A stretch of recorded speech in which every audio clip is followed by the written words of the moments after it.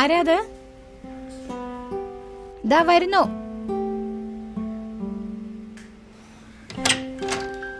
ഓ, നീയാണോ? കേറി വാ.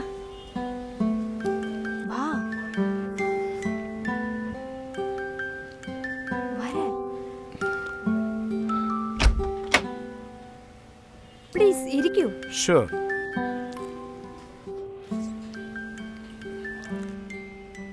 ചേച്ചി, ഇതാണ് രാജ്. ഹായ്. ഹായ്. രാജ് ബാനർജി. ശരി. ആക്ച്വലി ഒരു പ്രധാനപ്പെട്ട കാര്യത്തിന് വേണ്ടിയാണ് നിങ്ങളെ കാണാൻ വേണ്ടി വന്നത്. ഓക്കെ. എൻ്റെ അച്ഛനും അമ്മയും ഇപ്പോൾ ജീവനോടും ഇല്ല. സിറ്റിയിൽ എനിക്ക് 3 ഫ്ലാറ്റ് ഉണ്ട്, 2 വീടുണ്ട്, 5 കാറും ഉണ്ട്.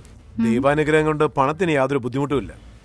ആക്ച്വലി കുറച്ചുനാൾ മുമ്പ് ഞാൻ ബാങ്കോക്കിലേക്ക് പോയിരുന്നു. അപ്പോൾ പ്രതീക്ഷിക്കാത്ത ഒരു പ്രശ്നത്തിൽ ഞാൻ കുടുങ്ങി. അപ്പോൾ ഇവളാണ് സഹായിച്ചത്. അതിൻ്റെ എല്ലാ വശങ്ങളും കണ്ടുപിടിക്കാൻ സാധിക്കും. അതായത് ഇതിൽ പ്രോഫിറ്റ് കിട്ടുമോ ഇല്ലയോ എല്ലാ കാര്യങ്ങളും എനിക്കറിയാം. പക്ഷെ ഇതുപോലത്തെ ഒരു നല്ല പെണ്ണിനെ ഞാൻ കണ്ടിട്ടേയില്ല.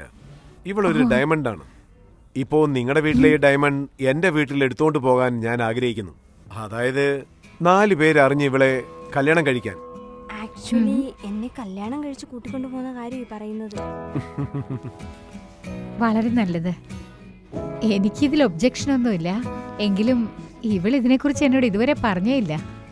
സാധാരണ അവൾ എല്ലാ കാര്യം എന്നോട് പറയുന്നതാ. ആക്ച്വലി ഇവനാണ് എന്നോട് പറയണ്ടെന്ന് പറഞ്ഞത്. അവൻ തന്നെ എല്ലാം ഒന്ന് പറയാമെന്ന് പറഞ്ഞു. അതാ ഞാൻ ചേച്ചിയോട് പറയാഞ്ഞത്. ചേച്ചിക്കൊരു സർപ്രൈസ് ആകാൻ വേണ്ടി. ഞാൻ സർപ്രൈസ് ആയി. പക്ഷെ കല്യാണം എന്നൊക്കെ വരുമ്പോ ഞാൻ സ്ത്രീധനമൊക്കെ എന്തെങ്കിലും തരണ്ടേ? ഇല്ലില്ല, എനിക്ക് സ്ത്രീധനം ഒന്നും ആവശ്യമില്ല. നിങ്ങളുടെ വീട്ടിലുള്ള പെണ്ണിനെ തന്നാൽ മാത്രം മതി. ഓക്കെ. ചേച്ചി, ചേച്ചിക്ക് എന്നോട് ദേഷ്യം വല്ലതുണ്ടോ? ചേച്ചിയോട് ചോദിക്കാതെ ഞാൻ തീരുമാനം എടുത്തതിൽ ദേഷ്യമുണ്ടോ? ഇല്ല. നീ അതിന് കൊച്ചു കുഞ്ഞൊന്നും അല്ലല്ലോ. കൊച്ചിലെ നീ എല്ലാ കാര്യവും പറയുമായിരുന്നു. പക്ഷെ ഇപ്പൊ നീ ഒന്നും പറയാറില്ല. അപ്പൊ ചേച്ചിക്ക് ഇതിലെ സന്തോഷമില്ലേ? അങ്ങനെയല്ല, എനിക്ക് സന്തോഷം തന്നെയാ. പക്ഷെ മുൻപേ പറഞ്ഞിരുന്നെങ്കിൽ ഞാൻ കുറച്ചുകൂടെ സന്തോഷിക്കുമായിരുന്നു എന്ന് പറയായിരുന്നു. ഞാൻ ചെയ്തത് തെറ്റു തന്നെയാ. പ്ലീസ് എന്നോട് ക്ഷമിക്ക് ചേച്ചി. എപ്പോഴാ നിങ്ങൾ തമ്മിലുള്ള വിവാഹം? അവൻ സ്ത്രീധനമൊന്നും വേണ്ടെന്ന് പറഞ്ഞാലും നമ്മൾ കൊടുക്കാനുള്ളതൊക്കെ കൊടുക്കണ്ടേ? അതാണല്ലോ അതിന്റെ ശരി.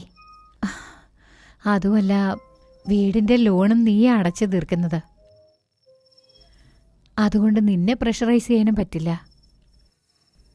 കൂടാതെ എനിക്ക് വലുതായിട്ട് സേവിങ്സും ഒന്നുമില്ല.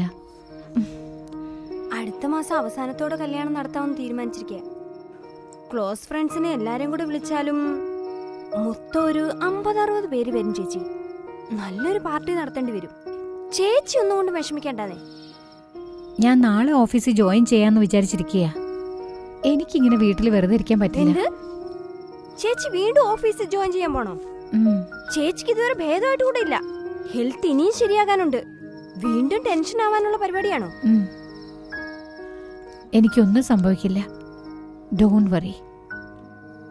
ശരി, നമുക്ക് ഉറങ്ങാം. സമയം ഒരുപാടായി. എഴുന്നേക്ക്. ചേച്ചി വാ.